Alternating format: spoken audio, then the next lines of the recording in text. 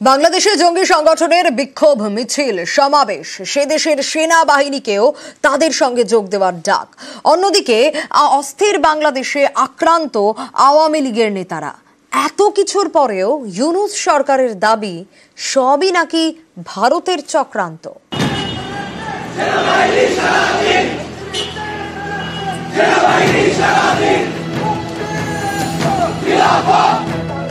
বাংলাদেশের রাজপথে বিক্ষোভ মিছিল করলো জঙ্গি সংগঠন হিজবুত তাহরির।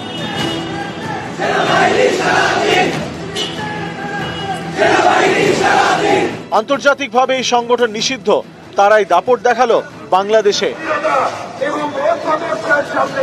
ঢাকা এবং চট্টগ্রামে সমাবেশ করে জঙ্গি সংগঠন হিজবুত তাহরির।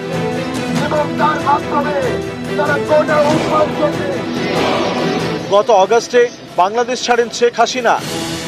তারপর থেকে সে দেশে মোহাম্মদ ইউনূসের তদারকি সরকার। ইউনূস জমানায় একাধিক জঙ্গি নেতার জেল মুক্তি হয়েছে। এবার দেশের দুই গুরুত্বপূর্ণ শহরে বিক্ষোভ মিছিল করলো জঙ্গি সংগঠন। ইসলামিক স্টেটের পতাকাও ওড়ালো। তারপরেও ইউনূস সরকারের কিছুই চোখে পড়ে না। তাদের দাবি সবই নাকি ভারতের চক্রান্ত। ভারতীয় সংবাদ মাধ্যম মোহাম্মদ ইউনূসকে জঙ্গি নেতা বানাতে চাইছে। ওদের মাঝে ইউনূস হচ্ছে জঙ্গি লিডার। ইউনূসকে ঘিরে আছে কারা? জঙ্গি লিডার। এটা কেন করছে জানো? এটা খুবই ওয়েল অর্কেস্ট্রেটেড ক্যাম্পেইন এবং এটা ইন্ডিয়ান মিডিয়াও এটার সাথে জড়িত। তারা মিলিয়নস অফ ডলার খরচ করছে এই হাসিনার অলিগার্কগুলো। সে একটা নতুন ন্যারেটিভ তৈরি করতে চাচ্ছে, ওয়ার্ল্ডে বুঝাইতে চাচ্ছে যেই তুমি যে এটাকে গণ অভ্যুত্থান বলতেছো সেটা আসলে গণ অভ্যুত্থান না, সেটা আসলে এটা হয়েছে। অস্থির বাংলাদেশকে শান্ত হিসেবে দেখাতে চাইছে ইউনূস সরকার, কিন্তু বাস্তবের ছবিটা ভিন্ন। বারবার বাংলাদেশ আক্রান্ত হচ্ছেন সরকার বিরোধীরা।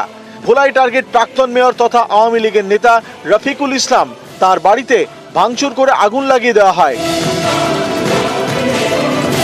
একই ছবি বাংলাদেশের গাজীপুরে। এখানকার আওয়ামী লীগের নেতা মোজাম্মেল হকের বাড়িতে শুক্রবার সন্ধ্যায় হামলা চলে। খবর পেয়ে হামলাকারীদের পাল্টা মারধর করেন স্থানীয়রা। সেনাবাহিনী এসে আহতদের উদ্ধার করে। নিউজ 18 বাংলা।